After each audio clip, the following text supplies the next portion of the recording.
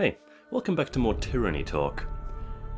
Now, it's going to be pretty much impossible to go any further without starting to get into spoiler territory, so keep that in mind as we go forward. If you haven't played the game, this will spoil some plot points.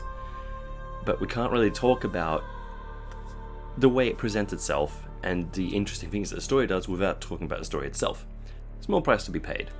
So yeah, if you haven't played the game, go out and play it, it's really good! But if you're fine just like absorbing the story through this medium, then let's just continue. So, let's talk about the first act of the game. In this part, you're sent into this valley where people have been screwing around and wasting their time, and the evil lord has been like, alright, you guys, you've had enough fun, let's actually get this job done. And you've been sent there to sort it out. And the main thing that the first act does is really solidify your place in the world.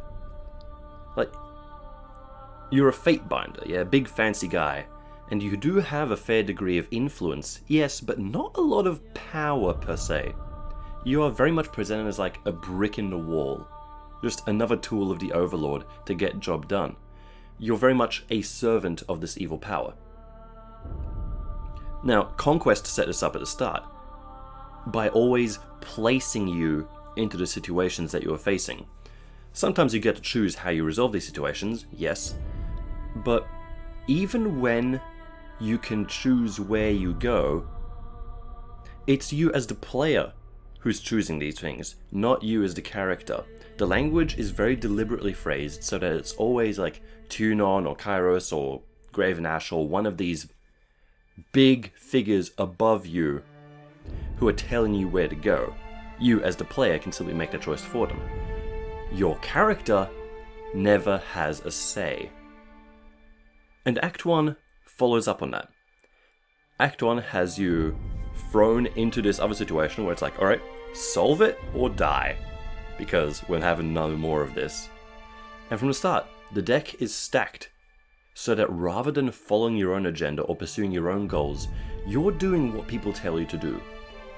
Rather than being this grand hero or even grand villain or this figure of power, you're just like villainous middle management or like a magical auditor. At every turn, people are telling you what to do. Even the rank and file guys are like, hey, you, do this for me. Hey, solve this problem for us. It really comes across as you've been sent here because upper management got worried about these reports they've been receiving from the valley and want you to improve the efficiency of the operation. You're basically a fantastic efficiency committee to get this war under control. And yes, while you might be pretty badass, or act pretty badass in your own right, you're still just one guy, or one lady. And most of the game you're spending your time doing the bidding of much bigger, badder asses than you. Now, the tone does change if you decide to turn traitor and work for the Resistance, because that's presented as more of a collaboration rather than a service. After all, to them, you're not an asset. You're not someone who's hired to do a job. You're basically their Luke Skywalker. You're their only hope that they can get out of this alive. But the thing with that is that your fictional positioning, which is to say your place in the world, the reason you're here, the stuff you're doing, really discourages you from siding with the Resistance. Like, you've been sent there for a reason. You've had your position for a long time. You've got a job to do. And while you may harbor a grudge against the evil overlords, at this point, especially this early in the game, betraying them and joining the Resistance seems like an excellent way to get your ass killed. It does not seem like a rational choice at the current point in the story, especially since the Disfavored and the Scarlet Horde are both presented as fairly viable options. Which is really a shame because, to me at least, helping the Resistance is probably the most interesting path, story-wise. But it makes no sense to go on that path given what you know. It's the kind of thing that you would do on a second playthrough to see what happens rather than actually role-playing. In the grand scale of things, you're a schlub. You're nobody. And you have nowhere near enough influence to get away with doing something that overtly treacherous.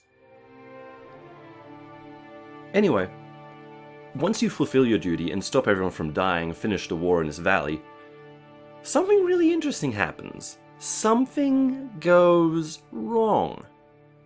There is some mystical hoo-ha to explain it, but the end result is you become special.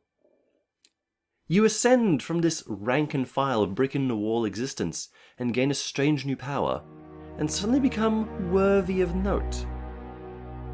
But you also become a threat.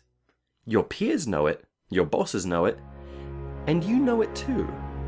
Suddenly you find yourself in control of a seed of discord, the idea that you might challenge the status quo, that you might turn things on their head. Although you're still a servant in name, and people do keep telling you what to do left, right, and center, you don't have to quite follow their orders as blindly as you did before. You have power now, and with that power comes autonomy. And in this world, that makes you very, very dangerous indeed. It's a really cool note to end the first act on, this sudden reversal of fortunes. You start off as a servant, an employee, a nobody, someone who's there to just get a job done. But now, you've got the potential to become more than that. You have the tools to throw off your shackles, or at least to loosen them a little bit. It's a delicious promise, and a very cool direction to move the story. In the first act, you're very much bound to your duty.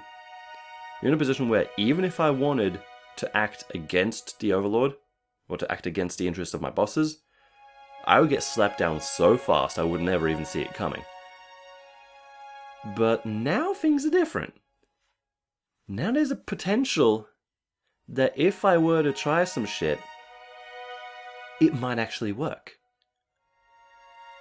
You're no longer beholden to them in the same way that you were before.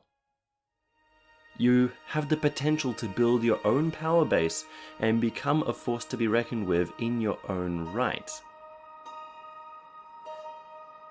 That's the note the second act starts on. But, unfortunately, it doesn't really follow through on that. Like, the second act has its share of problems, which take away from this awesome turning point in the story. But those are things I get into next time. Thanks a lot for listening, and I'll see you then.